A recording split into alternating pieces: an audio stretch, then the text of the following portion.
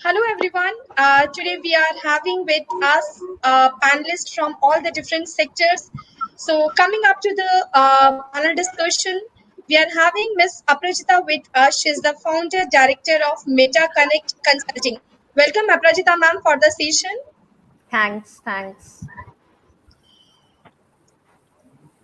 We are having Miss Varija with us. She is having a vertical companies with her. Varija Lifestyle, Varija Design, Varija Life, Varija Home, the Career Talks. Welcome, Varija ma'am, for the session. Thank you. My pleasure. We are having Mr. Vikas Bagaria with us. He's the founder and managing director of PeeSafe. Welcome, Vikas sir, for the session. Thank you. Pleasure. Having Miss Sucharita Reddy with us. She is the co-founder of MeraCashier. Welcome, Sucharita ma'am, for the session. Hello, everyone, and thanks for inviting us. It's great being here. Having Mr. Shalabh Gupta with us, he's the founder of AKIVA Superfoods, building India's superfood brand. Welcome, Shalabh, for the session. Thank you. Glad to be here. So now though we are going to take the recent topic, how everyone is after, we had made COVID-19 itself as a part of our life. So talking about the business perspective, we are going to have Aparajita ma'am chairing the session, and we are going to take the sessions on global business perspective in post-COVID recovery. Over to you, Aparajita ma'am. Thanks, Monica. That was a wonderful introduction for all of us. And I welcome all our panelists on our session today. Like Monica has introduced the topic already, and we all coming from different verticals have been seeing how things our businesses are doing in post-corona or the post-COVID era. Like we say, we human species, we are very well adaptable to the changing environment, and that's the basis of the evolution. Whatever earlier seemed as next to impossible, these days, that's what we define it as the new normal. Things have changed in last 2 months, and it may never get back to the old kind of work or the business environment that we earlier did. So just, having such panelists with me today from different verticals and different industry experts. So just, let's quickly try and understand firstly what has changed, how the way we used to do business yesterday and how it has changed today. So, I would take a quick take from each one of you. What has changed in pre-corona and post-corona era with reference to specifically how the way we do business. So, let's begin with Varija.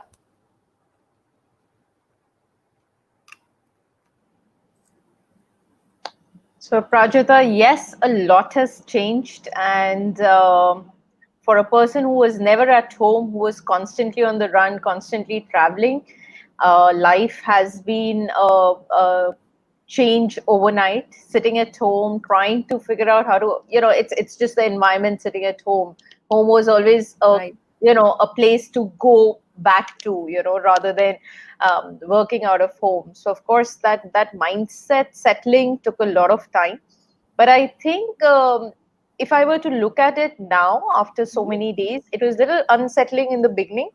But now if you were to look at it, it saves a lot of time. I mean, we actually spent a lot of time doing redundant things. So redundant things means that if you were to go for a meeting, it takes you 1 hour in a city like Delhi to go for a meeting. It takes you 1 hour to sit there and have a meeting over a cup of coffee for a job that needs precisely 5 minutes. And it takes another 1 hour to come back home. So it takes 3 hours, which is actually a 5 minutes job. And I think that is exactly what has changed, and which is making things very productive.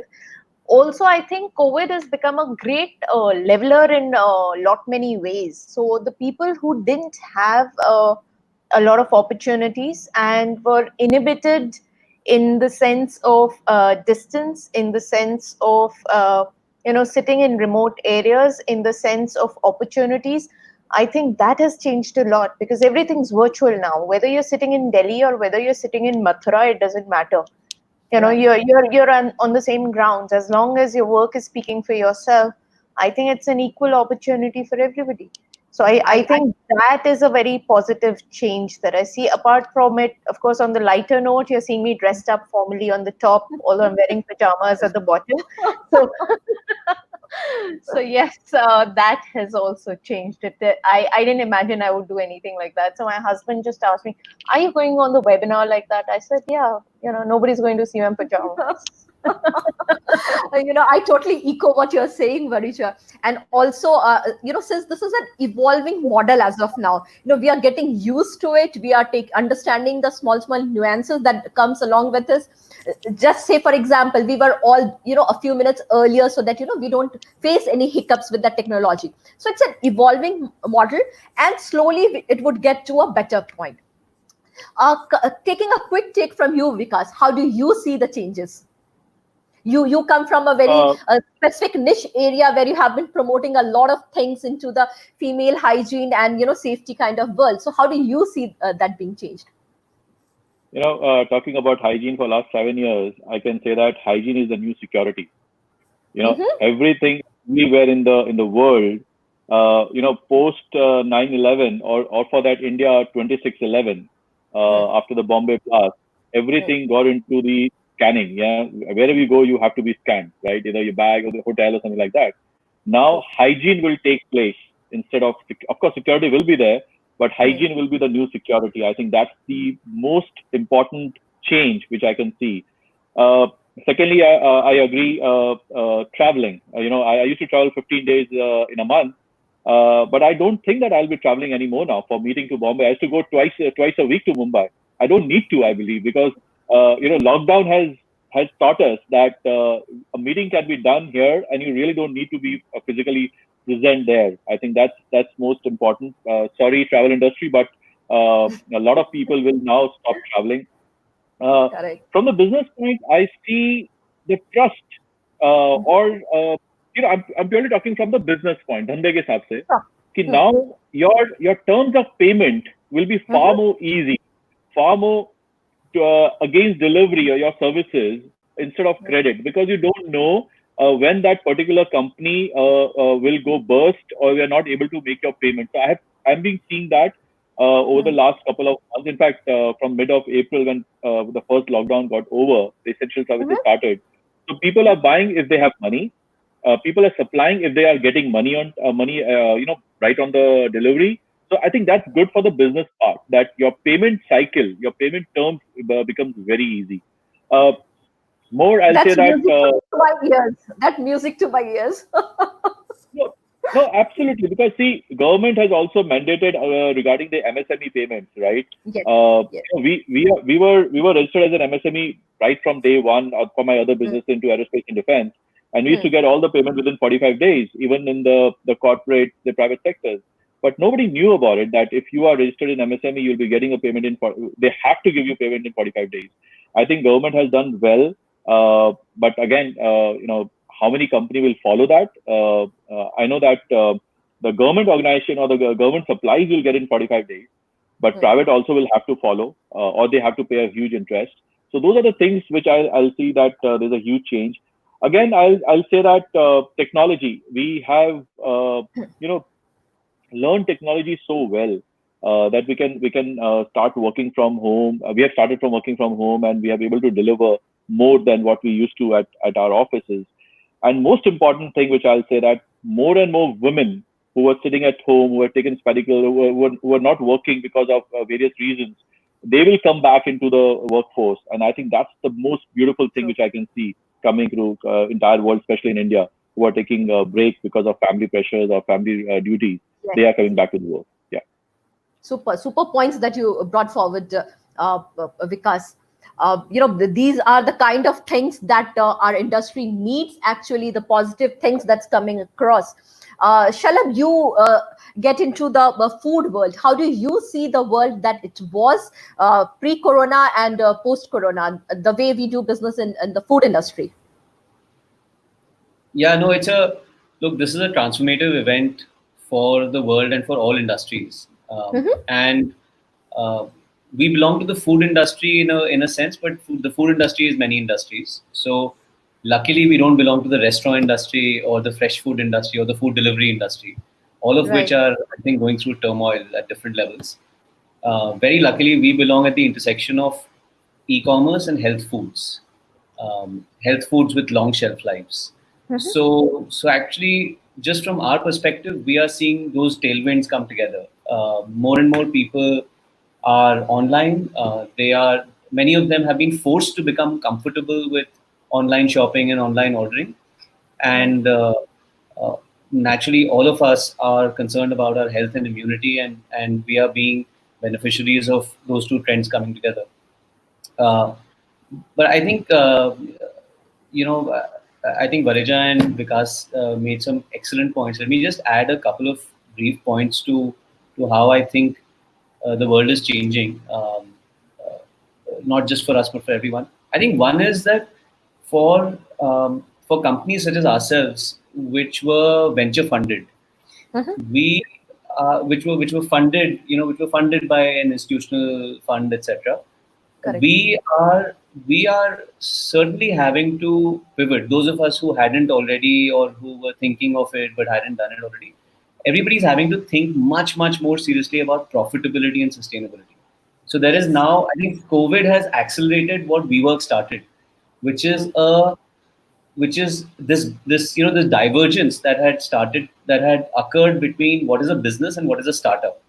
A business is a business, but a startup is this infinitely loss funded company whose value is only measured in how much it raises. So that has changed, and that is converging. And I think COVID and the disruptions have helped that even more, because now people are asking serious questions about startups, just like they would ask about any business. The second is that it's giving us an opportunity, all of us, as leaders of companies, but also I'm sure as as employees and as service providers, etc. I think it's testing us on our comfort with ambiguity, personally and professionally, because we have to get comfortable with ambiguity, because it's not even over yet. It's this is going to play out for a few more months, and then there might be a second wave and so on and so forth. So for the next maybe year or so, we're going to keep seeing changes, and it's very important for us to be comfortable with that ambiguity and actually try to capitalize on it, get good at it. Correct. One of the things that I would like to add here, that another common term that we have started using these days, pivot or perish. If we don't pivot ourselves, or we don't take segments or cut off from the kind of businesses or ask serious questions, like you said, we would perish in the long run. We need to start taking our own businesses very seriously, and that is what would take us forward. Sucharita, a quick take from you, since you founded MeraCashier.com, and earlier you have been associated with brands like Amazon and Zebon. So you know the e-commerce industry and the technical platform, how people use it well. And now everything is moving towards the technology aspect. So how do you see the change? See, first of all, it is a black swan moment that will come once in a lifetime. And I'm sure, it will be once in a lifetime for our children as well. Nothing has happened like this ever, and it's like in a century, or once an event in a century types. So a lot of changes are happening. As a lot has been already covered by Varija, Vikas, and Shalabh. Business travels, they have literally gone in fact, even after lockdowns and all, business travels will go down. The way we have started taking decisions, there has been a lot of impact on those as well. A lot of data is being looked at before meetings, and decision making has actually gone has become much faster now, I would say, rather than going to a meeting and spending hours. And it's just database now, what the data looks. And that's what, even at Amazon, I remember everything was data based. We used to look at data and just infer it. There never used to be a hindsight bias or only rational thinking, and that is actually happening more now, I would say. So this way, this is one thing that I'm looking at. The other thing is all spends that are discretionary. have literally gone down to zero. Yes. Like, or very bare expenses are happening. Wherever True. people can cut down, they are cutting down, and so that they can conserve cash, they can utilize it in much rational way, and that is what will lead to profitability or a more sustainable business in future. And that is actually going to be, and this, while there are hardships, there will be a lot of challenges to many industries, I would say now. But a lot of disruption is also going to happen. And yeah, pivot or perish, or people who are able to come up with meaningful changes from those challenges will be actually the ones who will survive, and they'll be able to make businesses that are sustainable long term, something like an Amazon or a Flipkart, like real big businesses, I would say. So Right. that's how So I now, feel like, while yeah. so now when you talked about these challenges, right? So let's get a little more deeper into it. What are these challenges? We all talk through, it's a challenging time, right? So, let's define that. What are these Right. challenges? Yeah. Yeah, so the first, I would say, there's a drop in demand, like for all, like luxury, travel, all real estate, construction, all these. There is a huge dip in demand that has already happened and will happen in the next couple of months as well. So when there's a dip in demand, there'll be no, there won't be any expenditure that's happening. There will be loss of revenue in those areas, like auto industries. If there's no purchase, then and these are heavy asset industries: real estate, construction, aviation, heavy assets. So they'll have to pivot, certainly, to come so that they don't go into the their, at least their P&Ls are not in the red zone. They have to survive. They do need not they should not be in a place where then they have to cut the jobs. Millions of, supposedly 32 million jobs will be affected this year. That is going to be massive. So, Yes. When people are jobless, all these discretionary spends will go down. And that is where these changes are happening. And people were in, that's how, Zomato, Swiggy, and everyone has pivoted into this grocery, like, delivering grocery. And that Right. is, so these changes will be happening, wherein people can pitch in, or wherein people can make these or experiment. Even Udan, for example, has started, is foraying into the B2C market, supposedly. So Yes. all these are examples of changing, wherein focusing on health first, hygiene first, and these discretionary spends or lifestyle spends can happen in later. It will be a whenever the recovery happens, say 15 months or 18 months. It may take longer, who knows? But yeah, so we'll have to pivot accordingly, I would say. Yes. So that's the thing that we talk about, pivot or perish.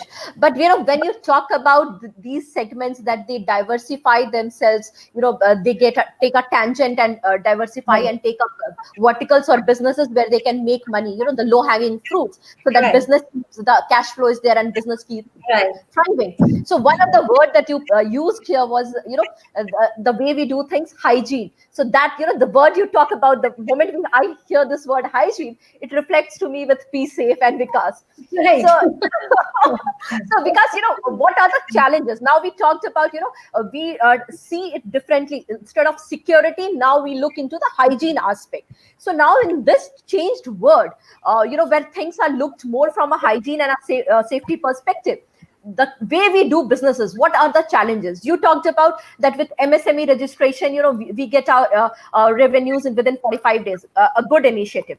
But that happens only with the government things, and the privates are yet to be following that. So what are the challenges which you see coming in this post-corona era?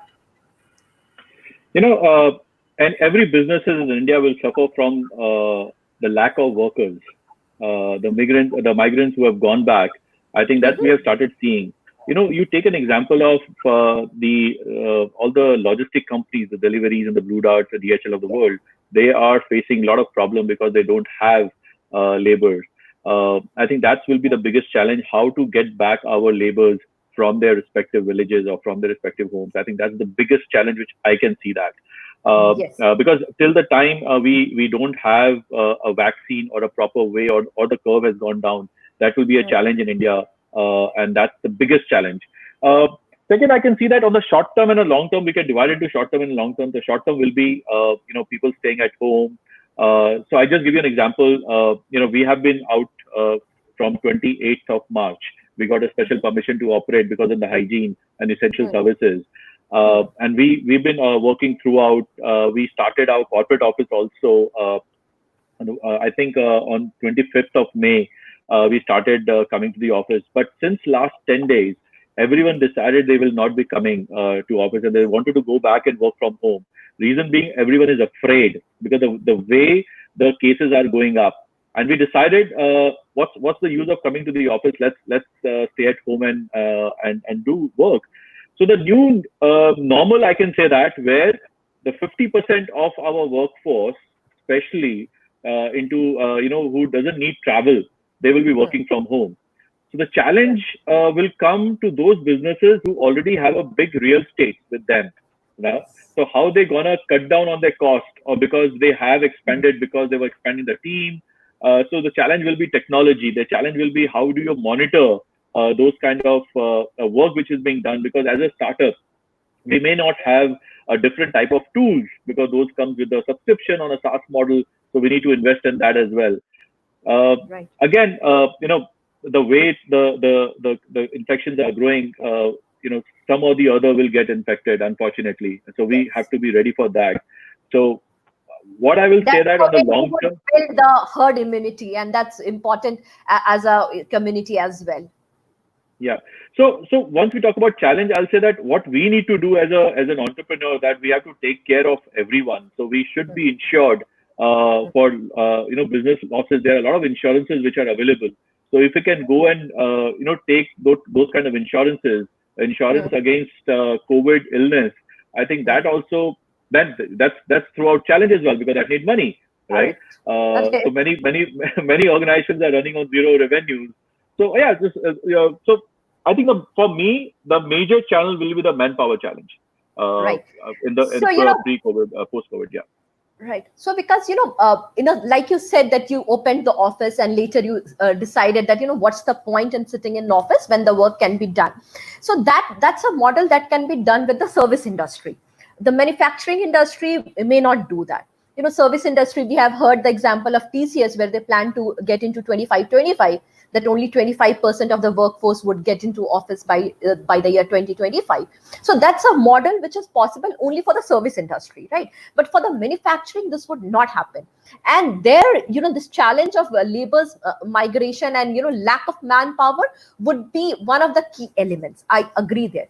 But on the contrary, I would say for the service industry, the way we are moving with this remote working facility. Am I on network issue? We can hear you well. We can see you well, sir. Okay, sorry. I think I had a network issue, so I missed certain point of your question. Yeah. Okay. Good now. So sorry. Yeah. I'm so sorry about it. I was just putting, encapsulating only what you said. So no questions as such. So I was bridging it that service industry may not be impacted much by the migrant force, but the manufacturing industry would be impacted. So how and what are the possible ways? Like Varija and I were talking about it, that nowadays the service industry can be benefited. Earlier the hubs like Delhi and Bangalore, nowadays the talented people sitting back in UP, Bihar, or anywhere in Odisha or anywhere in the places, they can do the work remotely. And like you also mentioned, a lot of female workforce who have left work because of their personal challenges, they can come back. So service industry may not face that. But what about the manufacturing industry? Varija, you were talking about that, in the some of the segment that you venture out and do a lot of work. How do you see and face that challenge?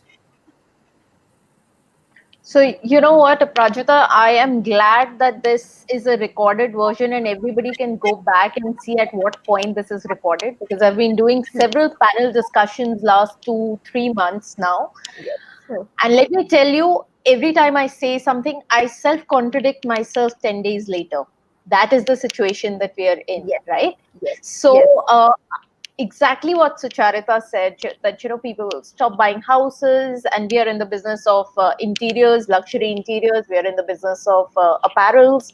And we thought, kapde kaun kharidega? Who's going to? Everybody is going to be very, very conscious. Nobody's going out. Nobody's partying, and we are into occasion where nobody's going to spend money on clothes. And we opened precisely 15 days ago, and we are having online orders like never before. And you'll be surprised. I don't know who is buying. I don't know why they are buying. I don't know where they are wearing it, but they are buying. So to say that we have over 2 decades of experience and predictions, and I think everything's going for a toss right now, because any prediction that we are doing at this point is something which cannot actually gauge the human psychology. Maybe it's revenge shopping for all you care.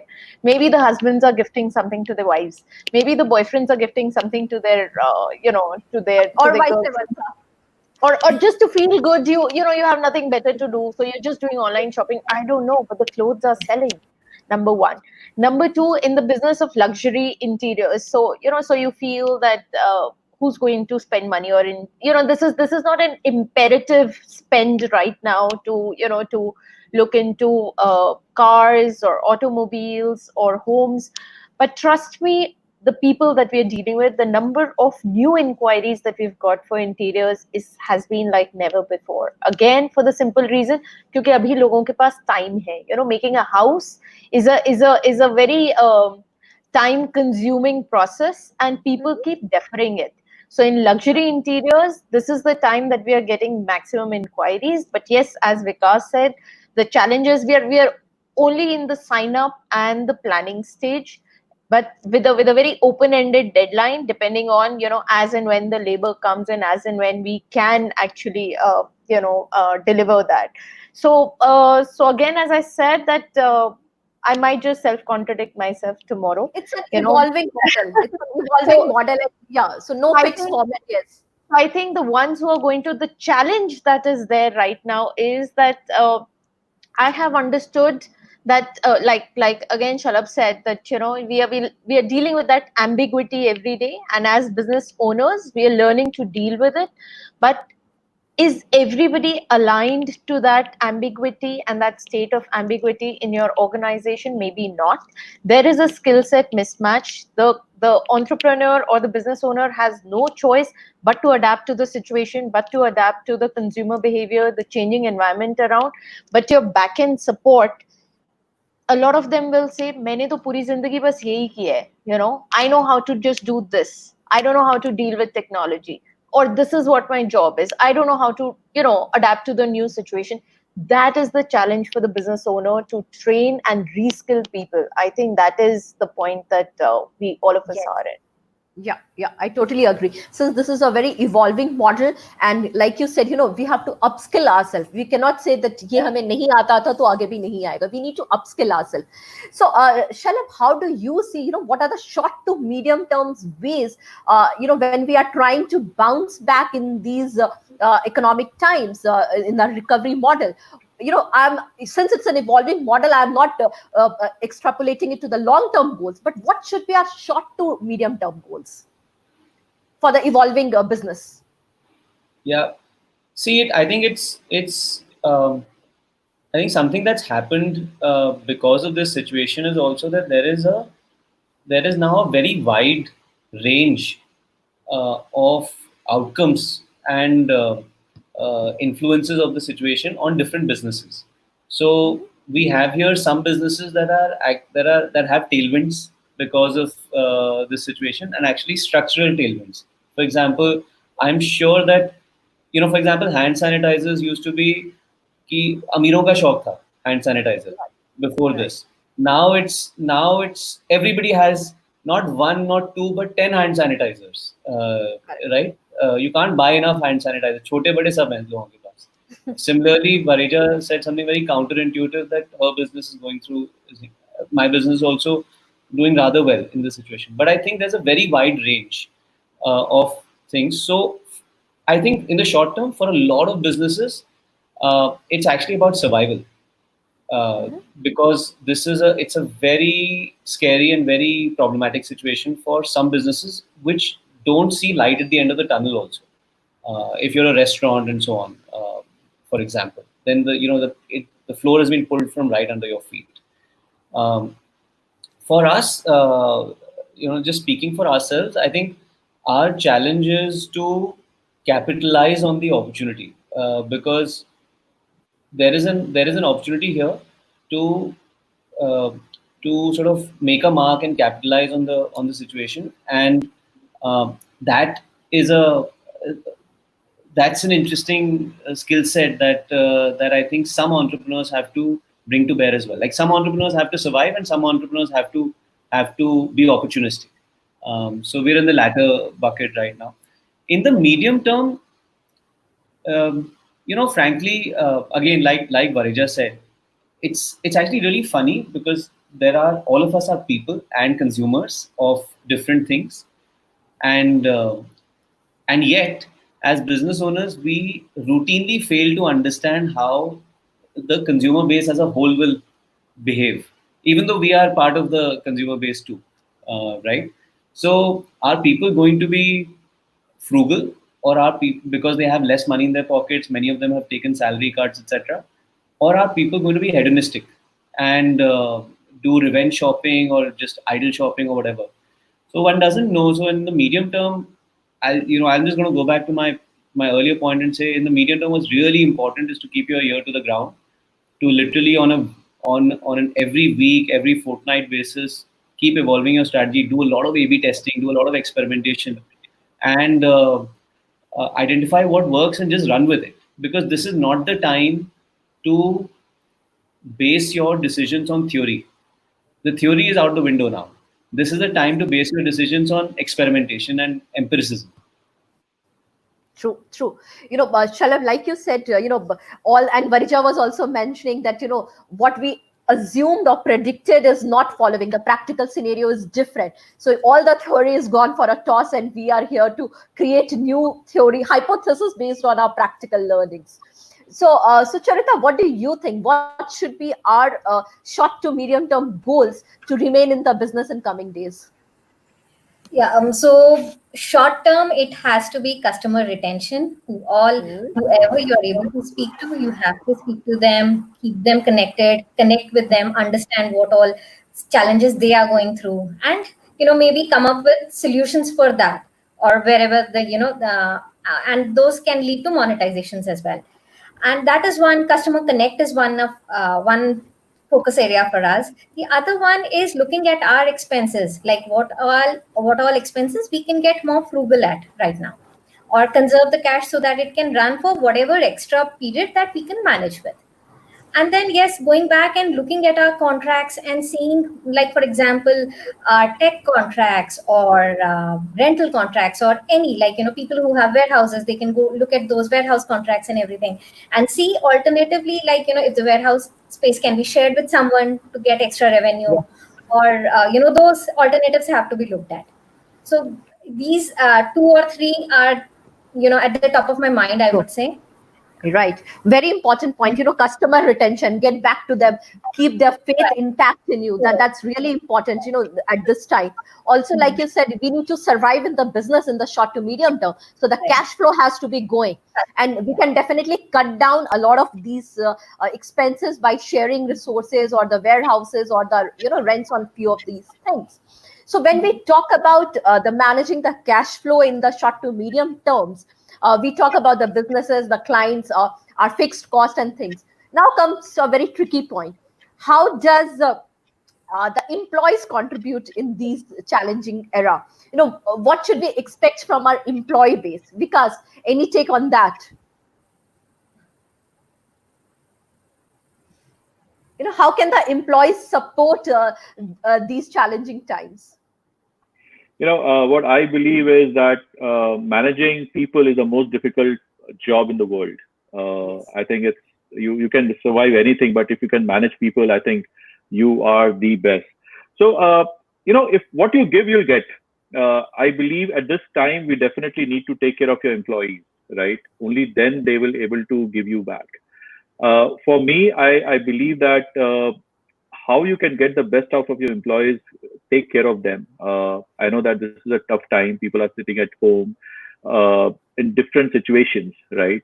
I can give you an example of different teachers. They have never know, they don't know how to make PPTs, or they don't know how to run computers. I'm talking about not the Gurgaon and the Delhi schools, but a lot of tier 2, tier 3 city schools, which they are doing online. So if you take care by giving them some kind of facility in terms of technology, so they'll able to deliver. So to sum it up, we have to give back to our employees to perform better. I know that there will be a price, there will be a pay cut. So are you ready to give them ESOPs against the pay cuts? Because that's what the best you can do. And as an employee, I can say that I have to be honest to my organization. I have to understand what the entrepreneur is going through. I've been lucky that most of my people, my team members, they understand. I'm not talking about my PeeSafe business, but other businesses where there is zero revenue. So they are really helping coming out. Okay, we can have a defer payment or something like that. But it's very easy to be said than to done. I think you have to be lucky to have a great team. अगर मैं ऐसे बोलूँ कि you should be blessed to have a good people with you, and I think everything will be okay. Right. Yeah. That's really important, that what you said, that it's easier said than done. We all can talk about that employees would be okay for a pay cuts, or a lesser amount, and those kind of things. But that's good to hear, but very tough to imbibe. So one of the things that I would like to add there, that like you said, we need to be honest and transparent about it. I have personally witnessed that for my firm, what's happening, a lot of guys from these MBA institute, what happened to them, their internships were cancelled, their offered jobs were taken aback.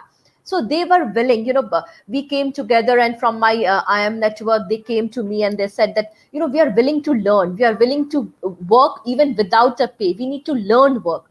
So they were okay. So there was an honesty between the employer and the employee, or the interns or the manager, so that, that willingness. So the keyword I would say in challenging time, like you said, is honesty, the transparency and the honesty. That's very important. So Shalabh, how do you see about the employees' behavior in your place? How to retain them, and how can they support the business growth or sustainability in these times? Well, I completely agree with Vikas. I think we tend to be very self-centric, but right now there are a lot of people in a lot of different situations, and I think it's a time to be a decent human being, along with being the best employer that you can be in the situation. So the decent human being part is, by being transparent, and I think by not being patronizing, and not trying to think that the other person isn't mature enough to understand the reality. So for example, I think it means appreciating that there might be some cuts or some struggle, or something for the other person, and appreciating the seriousness of it. Right. Again, some of us who are more fortunate tend to forget sometimes how much a few thousand rupees less per month to somebody can matter, and how much that. I think from an employee's point of view, the most important thing is just psychological at this point. Most of them have been away from office for 2 or 3 months. They're sitting at home. Yes. Some of them are unfortunately alone. I know a couple of people who are just living by themselves. So they are not with family, etc. Yes. Can't meet friends easily. It's opening up a little bit, the lockdown and so on. So maybe it's a little better. But I think the most important thing right now is just be happy, just be motivated, just be optimistic, for your role in the company, but also your life in general. I graduated from business school in 2009, which was the year the subprime crisis was at its peak globally. Yes. And I saw some harrowing scenes. Luckily, I wasn't part of it. I was fortunate to have a good job offer, etc. But there were some extremely talented people who went on to do amazing things in the 10 years since, but who faced a very tough time in 2009, and it felt like the world was coming apart. People came back from London with job offers from Lehman Brothers, and 3 months later there was no Lehman Brothers. So that kind of thing happened. So I think what's important is just to have that sense of optimism for yourself, and that will infect all the other employees also virtually, in a good way. I'm using the word infection in a good way here, and indeed the company. It's just pessimism and being down and out. That is going to be very very hard on the entrepreneur more than anyone else, because I don't have my usual techniques. I can't go for a walk with you. I can't go for a coffee with you. I can't pat you on the back. So if you're unmotivated, you're feeling down and out, we're gonna get into a vicious cycle where your performance will suffer, feedback will True. become harder, etc., etc. Right. So, very valid point when you talked about those employees who are alone, who are fighting it out alone, and to keep their morale high. That's really very important, because sooner or later we would sail across this era. But, the kind of relationship we build together, that has to be very important. So when we talk about this employee segment and working alone in silos, now just take a tangent from there. How can we leverage the codependence in the working atmosphere, the networking in this remote working era, so that we are still together as team. What could be these virtual webinars and things? There are good tools. What are the other aspects or things that you could say that could help us leverage or stay connected? Varija, you can take this.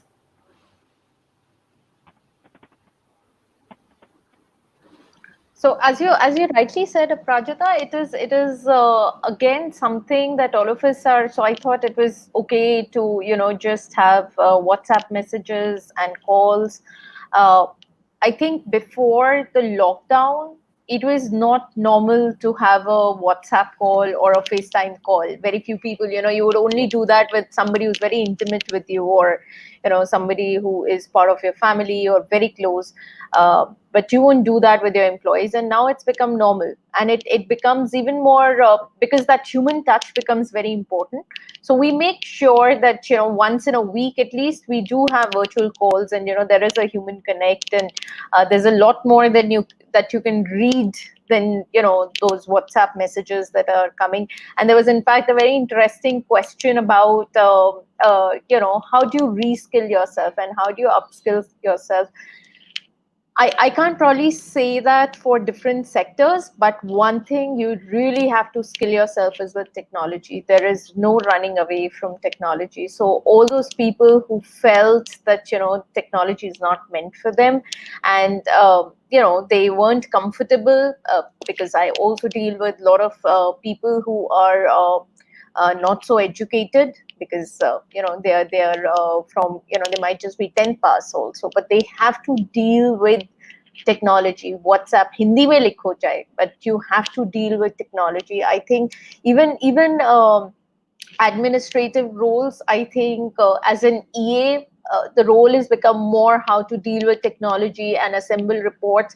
It is no more also about the admin. It is no more about office mein chai or coffee hai. It is all about getting people together, and more HR roles have come into play than those kind of roles, because everything is virtual. So I think that has become very imperative in today's time to deal with technology. Right. Very well said. It's important to keep our team or the human capital intact, so that when we grow forward, these people who stood by us are there with us. So Sucharita, I take that cue to you now.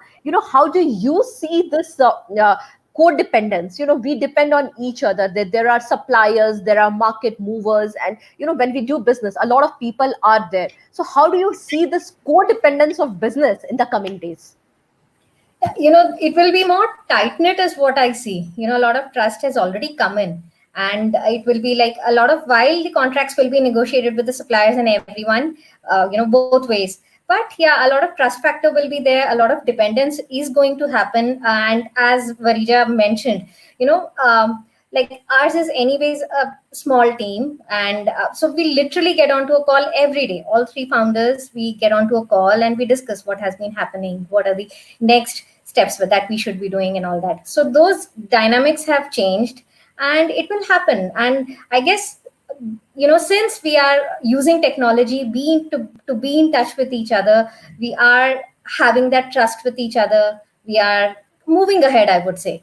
So that is some change that we are seeing, and that's happening in a positive way. So it's even though it's work from home, it's actually has been a good thing, I would say. While the first couple of days were challenging, but I think with so many days, I have just become better at multitasking. This work from home, work at home, everything. So it's like, everything has become better only. True. That's a very valid point. We are learning how to master it. And like Varija said earlier, we cannot shy away from saying that we don't know technology. We have to know. That's the most important thing. So that's interesting. Some of the points on a lighter note, I think work from home has also exposed how little some people do in office. Shalabh, that's interesting. Yeah. and to add on to that, it also exposes how little some people work at home as well. That's also true. So it's a double whammy for some people. Right. So very interesting points that we discussed about, a lot of things that we discussed, from the way work happening, the sectors, different sectors are behaving differently, and some sectors are behaving just opposite to the way we would have assumed them to be. The way we interact with our human capital is important. So a lot of things we need to have that scalability and sustainability in the short to medium term. That's very important. So I could see a lot of interesting points coming forward from each one of you. So in the next stage of our discussion, let's pick some queries or questions from our audience. I could see a lot of them popping up. So let's see what our audience is talking about, and maybe we could answer them as well. There's one question from Deepika. She's saying, you have mentioned about upskilling. What skill one needs to upgrade, and which sector with boom? Vikas, over to you this one. You have mentioned about upskilling. What skills are one needs to upgrade, and which sector would boom? I believe that after the lockdown, when we go back to work, eventually, if we haven't learned one skill within this lockdown, I think we have wasted our time. So it can be anything, So for me, I don't know the way to the kitchen, and still I don't know the way to the kitchen, despite of living at home, because my wife is a chef, so I don't want to go to a kitchen. But yes, I have learned few things, so I have upgraded to myself to cook a bit of stuff. So that's upskilling. I think most of the people, we were talking about technology. So I think we have adopted technology in a big way, right? I give examples of my old relatives, like Bua, Chacha, Tau and all. Everyone on Sunday evening, they are on Zoom call. I haven't seen them for ages, but every Sunday, we love to be on Zoom call now. And they are more like a happy kid, a new gadget in their hand. So I'm not talking about people like us. I'm really talking people who are born in like 50s and 60s. They are enjoying technology like crazy. So yeah, I think anything which you learn new is you are upskilling yourself, to put it like this. Totally agree. And technology being one of the most important facet of our life, because since we are going from a physical life to a digital life, so and I totally echo. I could see my elder relatives, they are so happy to see us. And like Varija was talking, earlier we never used to have this face time very normally. So yes, that's one thing that we have all changed to. I could see another question that's popping up from Pranshu Gupta. Pranshu is saying, well said, Varija, everything is changing every 10 days. But in that case, wouldn't it mean that we make business decisions on the fly? Any strategy planning is futile. So Pranshu is talking about, like you mentioned earlier, that, whatever we plan or say, it changes or we contradict our own self in the next 10 days. So he's just saying that, wouldn't that mean that the business decisions are of no use and any strategic planning is futile? So, in fact, Pranshu, strategic planning is also risk and crisis management, which usually we omit out when we are doing a strategic planning. So, here I think in current times, how we think that everything will happen on time, everything will happen as predicted. We all have little bit of backups in terms of, we try. I don't know, it doesn't happen much in India. So we try to push everything for the last minute because we think that everything's going to happen on time.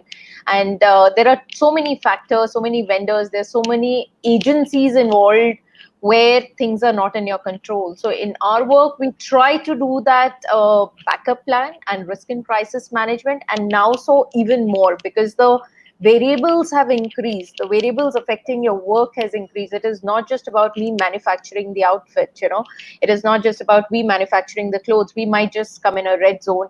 What if the labor where they're coming from comes in a red zone? That's scene 2. Scene 3 is the delivery guy does not pick up. That's scene 3. Scene 4. Scene 5 is where we are delivering is scene 6. If they come in a red zone, we cannot deliver.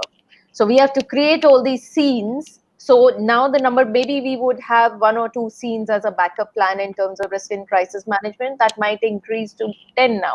So it's not that it's futile. I think it's more foolproof. And you can create multiple scenarios. And the more you create, the safer you are. Right, right. Since it's a very dynamic kind of a situation right now, so the more version, plan A, B, C, D, whatever more strategic planning we do, that would safeguard us in the days to come, that we are prepared for whatever, things happen, whatever the consequences are, we have a plan in place. So very well said that, we should focus more on the strategic options that we can come up with. That was the intent when we went into the lockdown, to prepare ourselves when we open up, so that we can manage the number of pandemic cases that happens. So that was also one of the examples of take buying time to make the strategy. Yeah. So yes, very well said. uh, Monica, do we have any more questions that we can Yeah, I had just got my questions on my WhatsApp. So our audience wants when to we, pop us? yeah, I'm just going to ask these questions. So this question is specifically for Mr. Shalabh.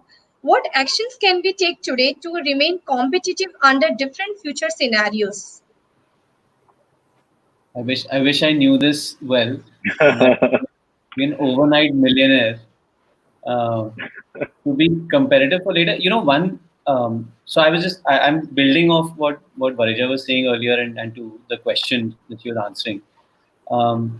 I think absolutely right. Too many variables. The most I feel like, and it also suits my style. So maybe I'm biased, but I feel like one of the really important things that one could do is to decentralize authority at this point, because it's so fluid and there are so many variables. The normal, a founder is an extraordinary person, not because they're extraordinarily talented, but because they're extraordinarily motivated, right? But now it's too many variables for a single brain. So what you want to do is you want to have more and more power to your management to handle the ambiguity at their levels, so that you are not overloaded with decisions that it may take. It's like a war. It's like a war that you can't win if every decision has to be run through the general sitting in the headquarters. You have to give power to your brigadiers and your majors in order to win, and that's the so basically this ambiguity, dealing with ambiguity capability has to be spread across the ranks. So Very Shalabh, valid point. Yeah, when yeah, you talk about decentralization of power, there could be more people who should be taking the decisions. That makes the entire process very quick. And like we were talking earlier as well in our discussion, that we waste less time in coming to a decision. We are moving quite quickly when we are working in this model. So that's important. True. very true, Aparajita ma'am. Shalabh, I hope one of our viewer is, she's accepting your views, and she had wrote that Shalabh is honest to his business. So yeah, coming next to Varija ma'am, what effects will the crisis have on the long-term business environment?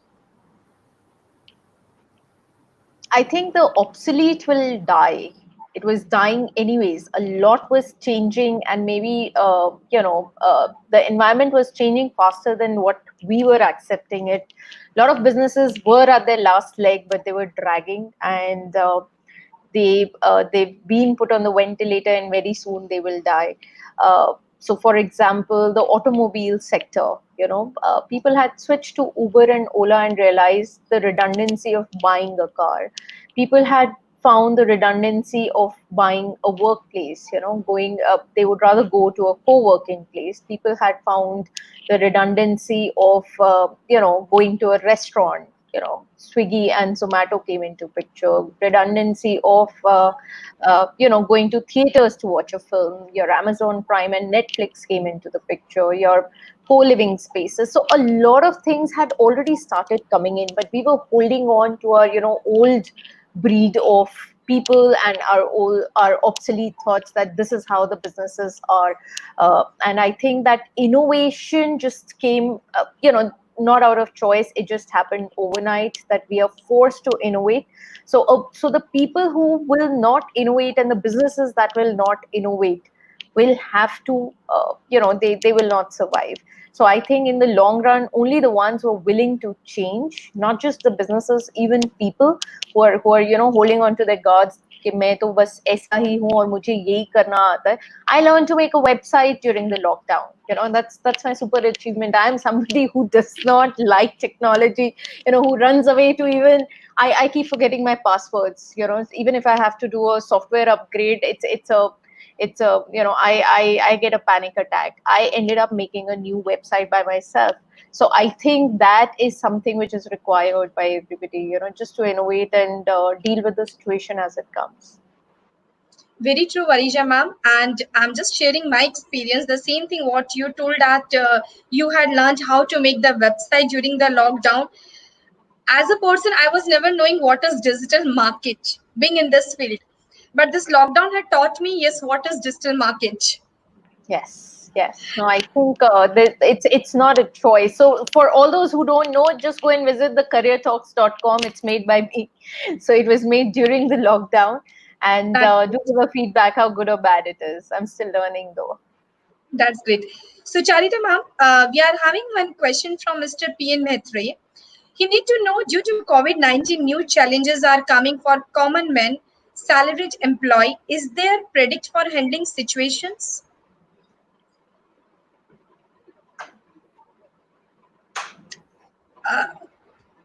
Like maybe the priorities will be health first.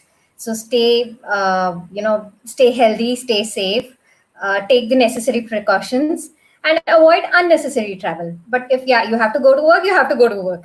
And that might be the staying safe might be one of the priorities. The second might be looking at the expenses again. I think in this entire session I might have mentioned expenses at least 10 times, and this is the 11th time.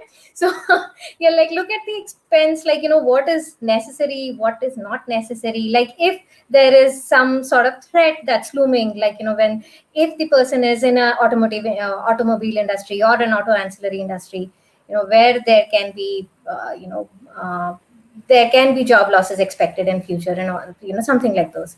So those priorities in the life have to be set, and maybe the decisions have to be taken accordingly. There is no rule based writing, but people have to look at health first and security first, financial security first. I guess that's it. That's true, Aparajita ma'am. So there is a question which is coming for Aparajita ma'am. Mm-hmm. From the past 45 minutes, you were asking the questions. Now the question is for you. Yeah, love to have that. Yeah, ma'am. So how can we rapidly increase our capacity to produce and distribute product or services? So the capacity, like we said earlier, we discussed, Shalabh, Sucharita, we were talking about keeping the human capital intact. That is where our productivity and efficiency is. We need to create that. That's one thing.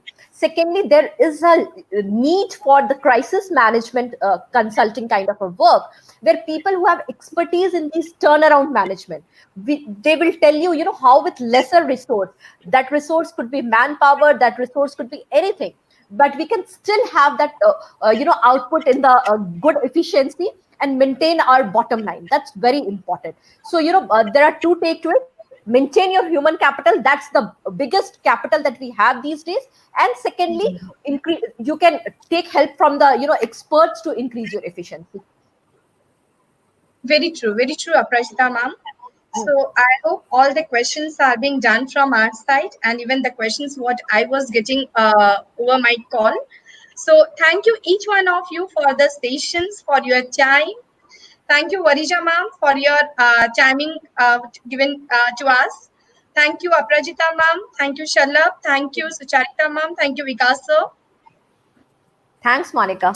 Thanks Thank you for very much. bringing us all Thanks so together. much, Monica. Thanks for having us. Okay, so this Thank is the you new all the normal. viewers to be there with us from the past 1 hour. Thank you, everyone. Thank you. Bye-bye. Thanks very Thanks. much. Bye bye. Have a good week.